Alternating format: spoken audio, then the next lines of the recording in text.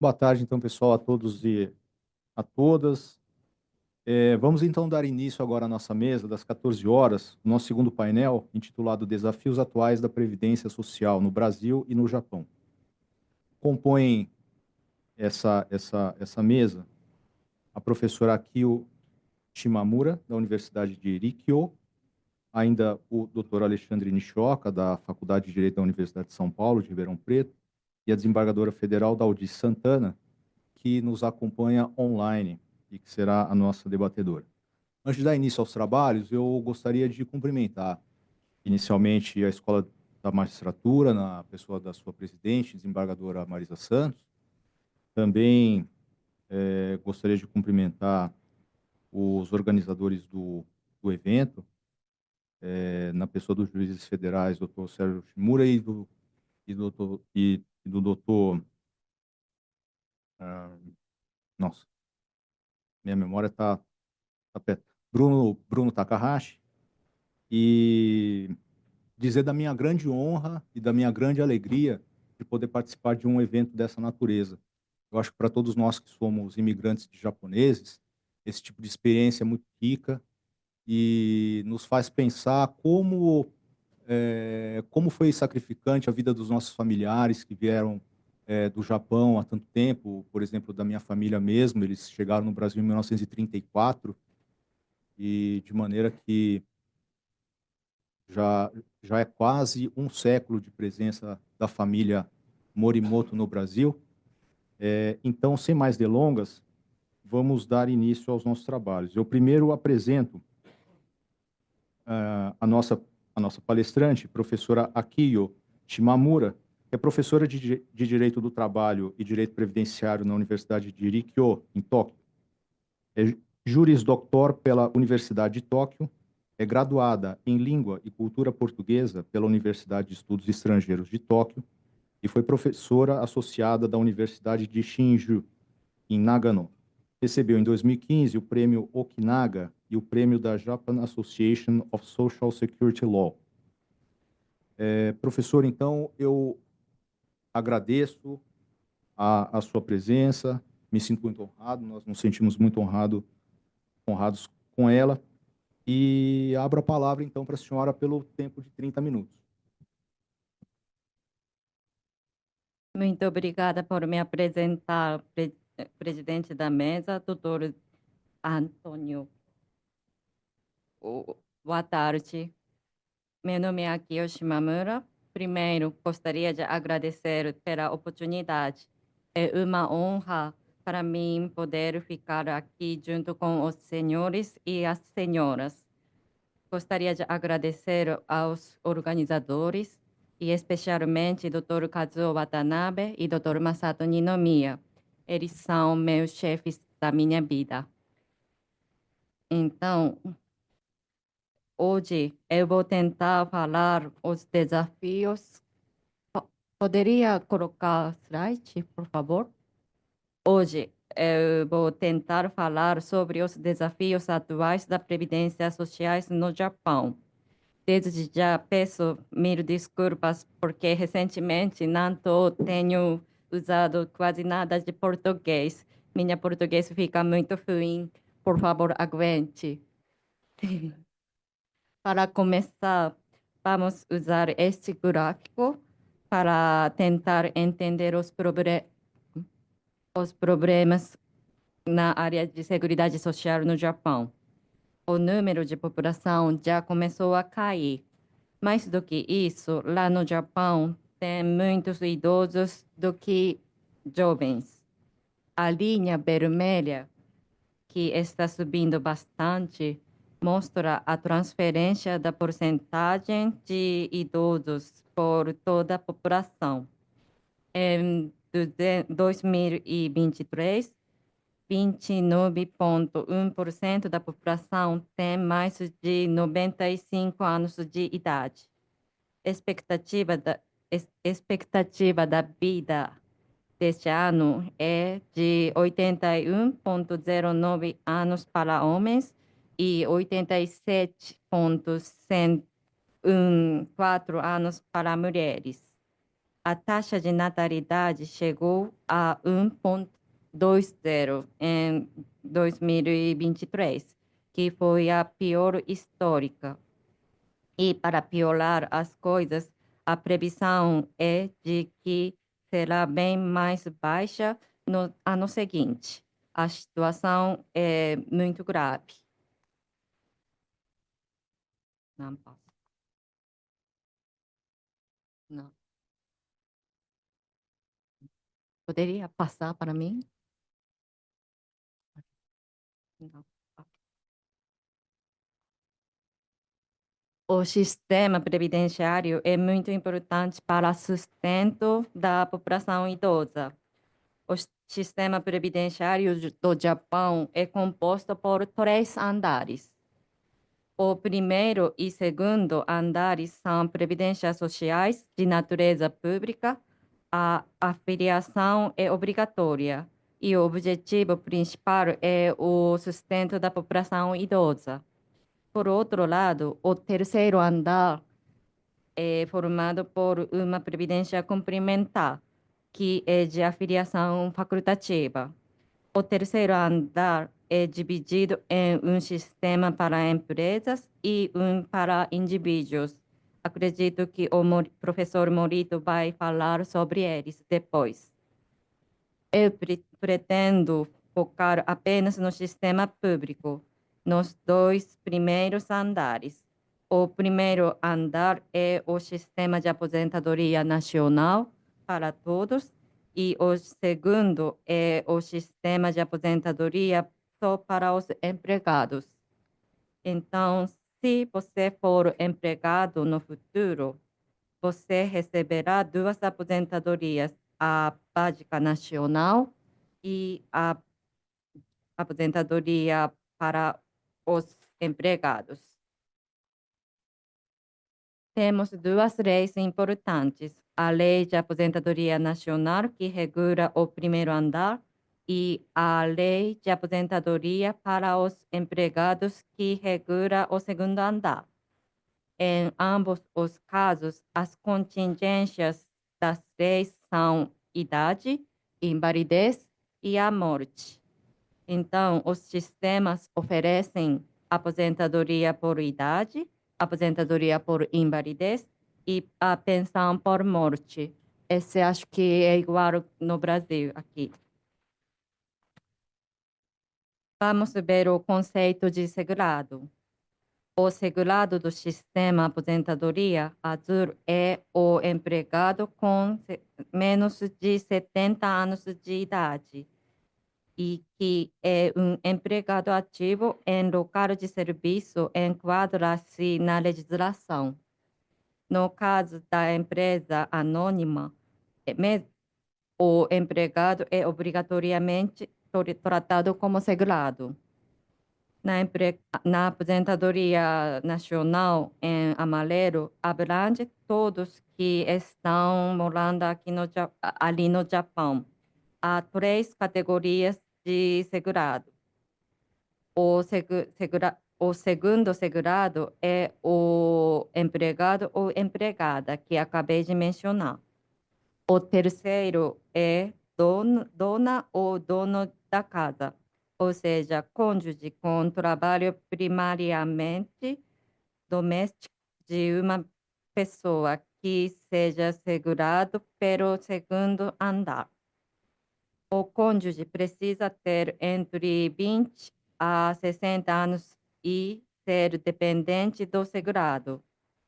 Na maioria dos casos, o dependente é a mulher de um empregado segurado, mas isso não é algo definido pela lei, podendo ser o marido o dependente e a mulher a empregada segurada. O último tipo de segura, o primeiro segurado, são todas as pessoas que têm endereço no Japão com idade de 20 a 60 anos de idade, mas que não se enquadram nem na categoria segundo, nem na categoria terceiro de segurado. Autônomos ou desempregados se enquadram nesta categoria. Esse slide mostra como ficam as contribuições pagadas e os benefícios recebidos por cada sistema. Para o primeiro segurado, ele tem que pagar a contribuição fixa. No caso de casal de autônomos, cada um tem que ficar sua própria contribuição, mesmo que ela dependa dele. E no futuro, se satisfizer os requisitos, ele recebe aposentadoria básica, que é o valor fixo. Atualmente, se você tiver 40 anos de contribuição, você recebe 68 mil ienes por mês. Para o segundo tipo de segurado, que é o empregado, a contribuição é feita junto com a empresa, a partir do salário. A taxa de contribuição é de 18,3% de salário. No futuro, ele recebe tanto a aposentadoria básica como a aposentadoria proporcional. A soma média das duas aposentadorias é 145 mil ienes por mês. E como fica terceiro segurado? Ele ou ela, geralmente ela, não precisa pagar nenhuma contribuição, mas no futuro ela recebe também a aposentadoria básica.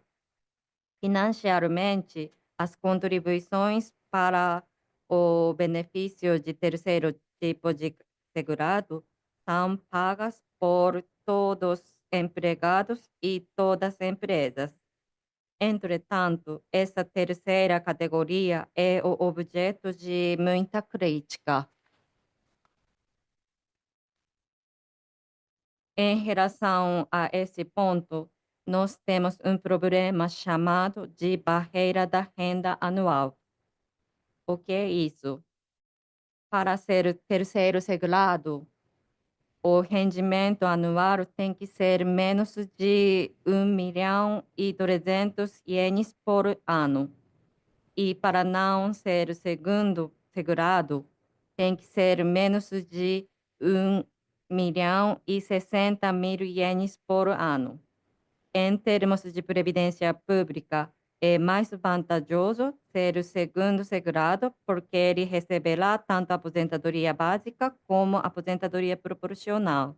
Mas tem muitas pessoas que não entendem o sistema bem e que controlam tempo de trabalho para continuar a ser terceiro segurado, achando que seria mais vantajoso ser dependente. Vou explicar melhor. Vamos ver o critério para ser segurado empregado e que é segundo segurado. Além de aqueles empregados regulares que trabalham tempo integral, quem trabalha com horário reduzido também pode ser o segundo segurado se satisfizer todos os requisitos no slide. Trabalhar mais de 20 horas por semana, ter salário mensal de mais de 88 mil ienes, excluindo benefícios por horas extras, bônus e transporte. Trabalhar mais de 2 meses seguidos, não ser estudante. E o último requisito é que a empresa onde trabalhe tem de menos mais, desculpa. O último requisito é que a empresa onde trabalhe tem de ter mais de 51 empregados. Se satisfizer tudo, ele se torna segundo segurado e precisa pagar contribuição junto com a empresa. Neste caso, apesar de não poder ser tratado como dependente para fim de previdência social, ele pode receber aposentadoria proporcional no futuro. Além disso, isso não o desqualifica para o recebimento de benefício, como o auxílio-doença quando fica doente e o auxílio-maternidade quando a mulher engravida e dá à luz. Dos assuntos polêmicos no Japão é como tratar os irregulares no sistema previdenciário. Graças às reformas feitas, ocorreu uma grande ampliação de cobertura de trabalhadores part-time. Agora, quem está em azul é considerado se enquadra na segunda categoria de segurado. Mas ainda temos uma outra parte em cinza. Temos pessoas que não são considerados como empregados no ponto de vista de direito previdenciário, mesmo que sejam empregados do ponto de vista de direito trabalhista. Graças às reformas que acabei de mencionar, diminuiu o número de terceiros segurados bastante e agora, em janeiro de 2024, mais ou menos 6.090.000 pessoas são registradas como terceiros segurados. Significa que caiu mais de metade desde 1995. E esse gráfico mostra a categoria de segurado de mulheres conforme a idade. Mulheres mais novas que ainda não se casaram ainda não são cônjuges dependentes, ficando na terceira categoria em azul. Mas a idade que mais à medida que a idade aumenta, a proporção de terceiro segurado aumenta. A proporção muda por geração, mas mais ou menos 30% estão na terceira categoria. Para considerar como terceiro segurado, tem que ser cônjuge ou companheiro de segundo segurado cuja subsistência dependa principalmente do rendimento dele e que tenham entre 20 e 60 anos de idade. O critério de dependência é de 1.300.000 ienes por ano. Então, mesmo que o cônjuge dependente trabalhe como empregado, muitos ainda são considerados como terceiros segurados.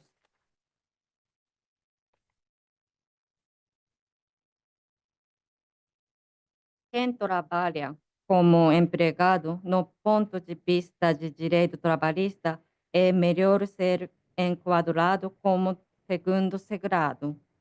Para isso, tem que ampliar o conceito de segundo segurado mais. Isso ajudará para diminuir o número de terceiros segurados. Nesse ponto, nós tentamos fazer outra reforma ainda este ano.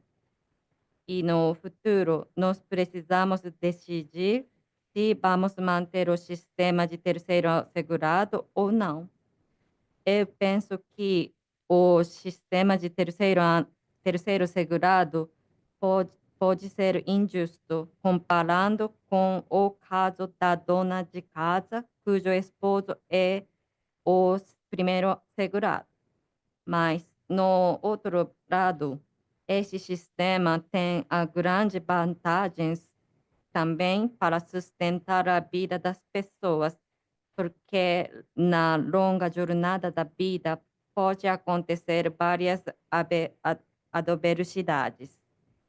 Um membro da família ou mesmo segurado pode ficar doente e necessitar de cuidados, ou a pessoa pode ter bebê e precisar cuidar deles. Tem vários momentos da vida nos quais é difícil trabalhar. Neste caso, o sistema de dependentes pode ser beneficial. Dos maiores desafios do sistema é ampliar as vantagens de maneira justa.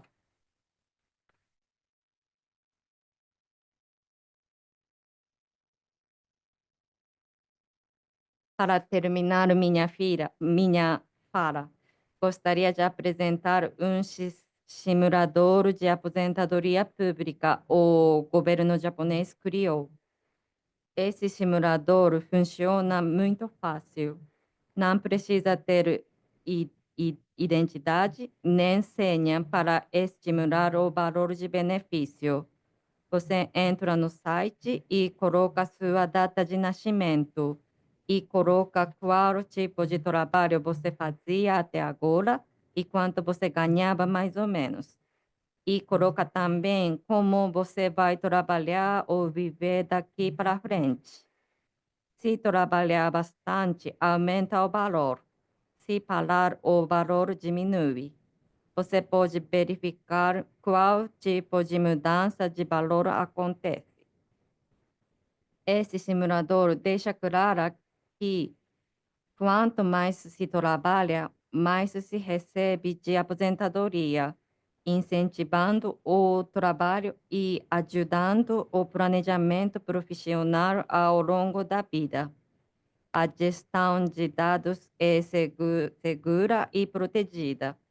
Não são registrados e armazenados quaisquer dados pessoais. Por criar esse simulador, o governo japonês ganhou o Prêmio Mundial pela Associação Internacional de Previdência Social. É isso que eu preparei. Muito obrigada por ouvir.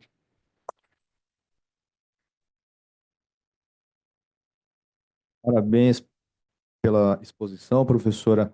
Muito obrigado por nos brindar com informações tão interessantes a respeito do sistema previdenciário do Japão.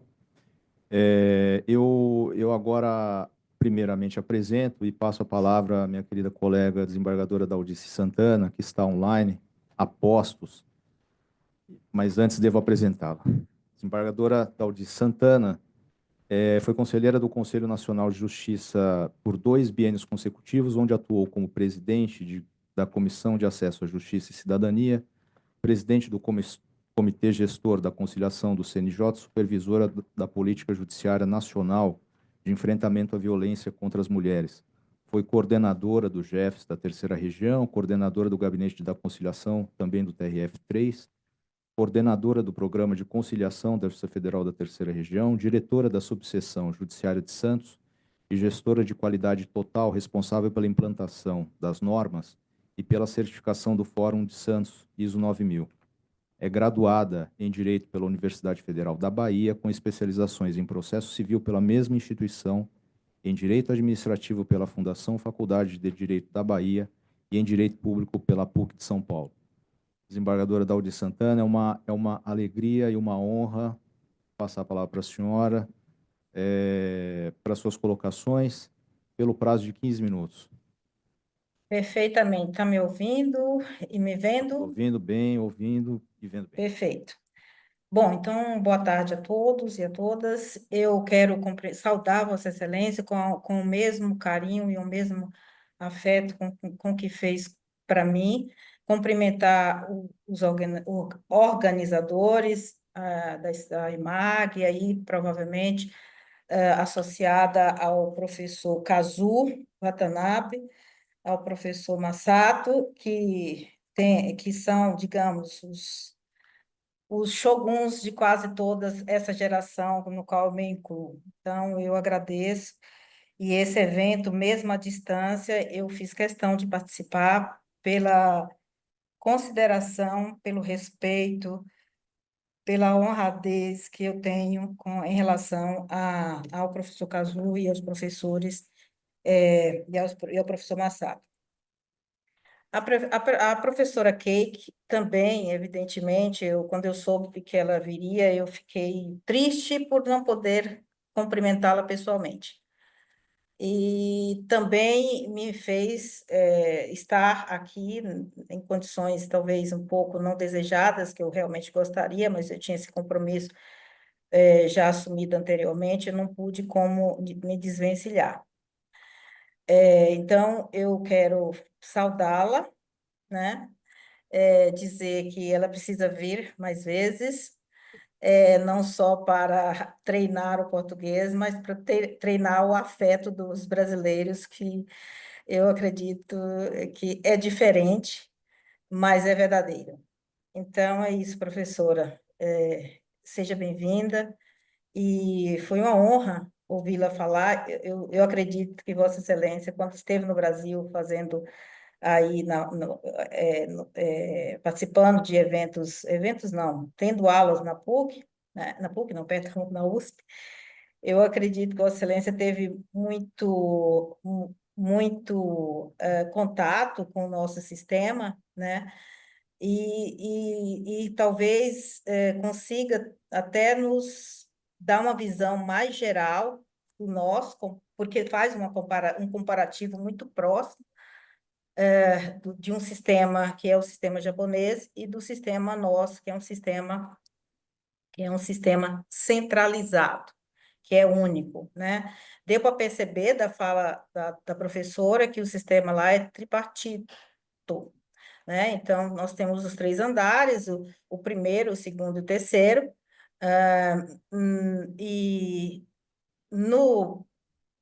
para o primeiro, né, para o primeiro andar, todos são segurados obrigatórios, se bem compreendi bem, tanto desde que tenha entre 20 e 60 anos. Um pouquinho diferente do Brasil, que a obrigatoriedade está para os trabalhadores formais ou informais, né?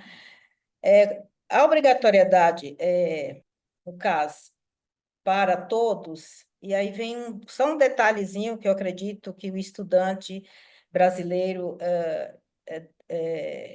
talvez tenha curiosidade de saber, que ele, para nós, é um segurado facultativo, né?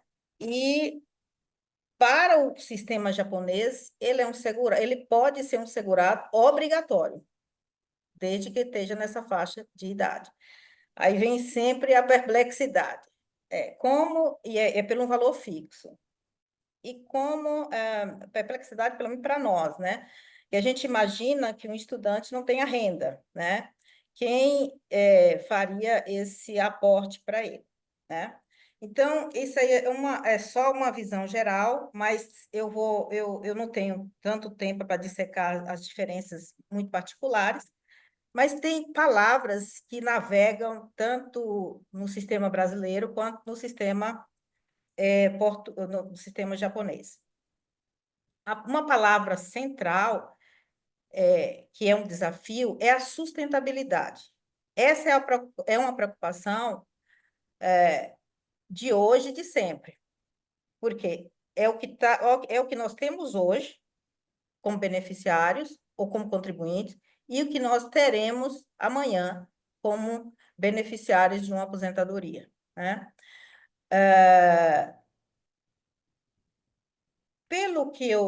Pela fala da professora, a gente pode depreender que o sistema japonês, até por talvez até por esse sistema que é complexo, muito complexo, às vezes eu imagino que as pessoas, nem todas as pessoas têm esse conhecimento tão aprofundado, porque você tem que saber a faixa de renda da empresa, enfim.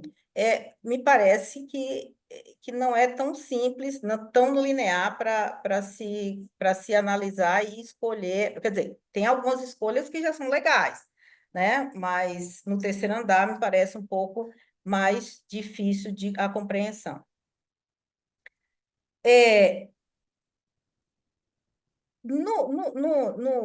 Essa questão da sustentabilidade, ela está relacionada à questão, né, demográfica. Enquanto que no Japão o envelhecimento é acelerado, no Brasil ele está em franco crescimento. No Japão, nós temos uma taxa diminuta de cobertura, ou seja, de nascimento, baixa taxa de natalidade. O Brasil também está caminhando para isso, né? Não é tão baixa, mas está muito próximo, né?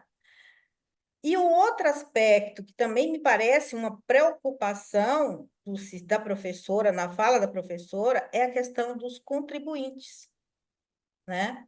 Para aumentar a faixa de contribuintes. Para isso, se eu não me equivoquei na minha interpretação de fala, nós teríamos, o sistema japonês teria que alcançar, e eu acredito que já tenha feito isso, já tem diretriz formada em relação do terceiro andar. O Brasil tem essa peculiaridade. Além do franco crescimento, do envelhecimento, além da baixa natalidade, nós temos um déficit. Pelo menos é apontado esse déficit, e para isso veio a reforma de 2019. O que parecia descontrolado, parece controlado. Mas será o suficiente? Com a grande faixa de informalidade que nós temos, de pessoas que estão fora do sistema, e eu costumo dizer que o meu receio é que esses que estão fora do sistema de proteção possa ser o nosso beneficiário do sistema assistencial de amanhã. Então, além da informalidade, diferente, eu acredito que essa informalidade é agravada no país, no nosso país, pela desigualdade de renda. Ainda que no Japão, talvez é uma instigação para o debate, será que a taxa, a contribuição fixa, ela conseguiria contemplar os informais no Brasil, se fosse fixa essa contribuição? Né? Então, assim, essa experiência é uma experiência boa, essa experiência ela alcançou mais pessoas a partir do momento que você inclui outras pessoas e ele tem uma previsibilidade, ainda que não tenha todos os benefícios do segurado empregado, né? Mas ele fugiria do assistencialismo, né? Ele ficaria dentro do guarda-chuva da proteção social previdenciária. Então, doutor Morimoto, por favor, controle meu tempo. Eu ia controlar e acabei me esquecendo. Eu teria, assim, só para reflexão, não quero que a professora nem se preocupe em responder, porque, na realidade, esse evento, na proposta desse evento, é que o sistema brasileiro seja sempre objeto de atenção, né? Não acredito que não eu sei que alguns que ainda não se aposentaram vai falar, eu já estou na terceira regra de transição, mais uma não dá, né? Então eu acredito que isso seja uma preocupação de todos, mas não, tudo bem que tem nós temos essas pessoas que já estão na terceira regra de transição, mas nós temos o futuro, tem crianças que mereçam um futuro, ou seja, uma previdência mais equilibrada. Eu quero dizer, o Japão, sem ter déficit, pelo menos aparentemente, está preocupado, e me parece que é uma rotina a preocupação, um olhar atento à evolução de cada dado que impacte a Previdência. No Brasil, a gente já tem déficit. Então, eu acho que são duas situações distintas, né? Um não está, digamos, no limite prudencial, ou seja, no amarelo. O outro, aparentemente, já está no vermelho. E será que não pensar, não refletir é solução? Ou a gente está criando uma herança para as futuras gerações?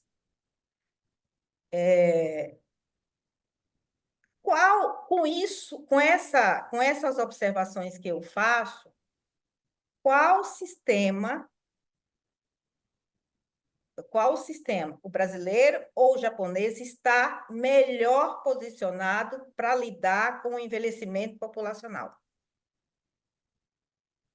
E, evidentemente, com baixa natalidade, ou seja, baixa quantidade de pessoas que contribuem.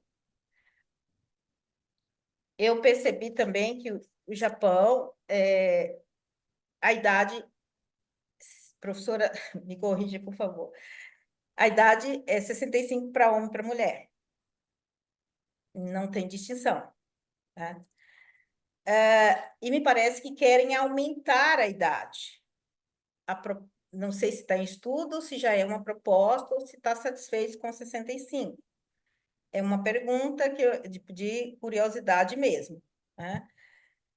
Mesmo porque a expectativa de vida do Japão está perto de 80, dependendo da mulher. O do Brasil está na faixa dos 70, um pouquinho para as mulheres, chegando a mais ou menos a 78, né? Então, é isso. Estão satisfeitos com essa idade, com essa expectativa de vida e com essa aposentadoria tão cedo, diante da baixa natalidade?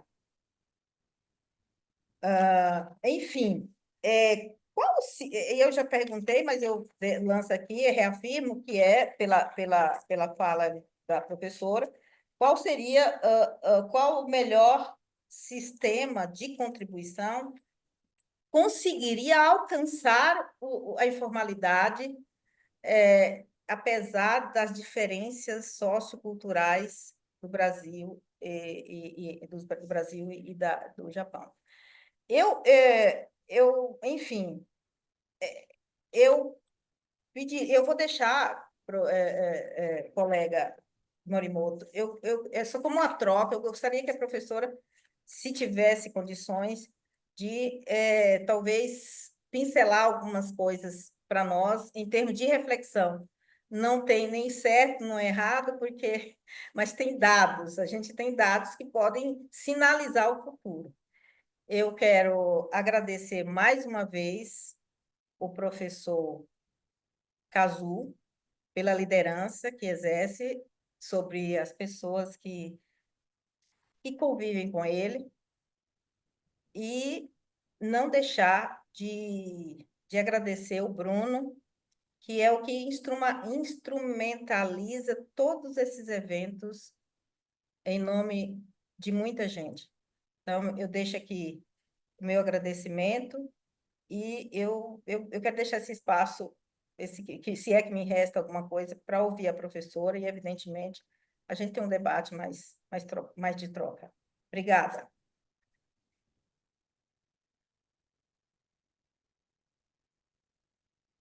Muito obrigado, desembargadora Daldice.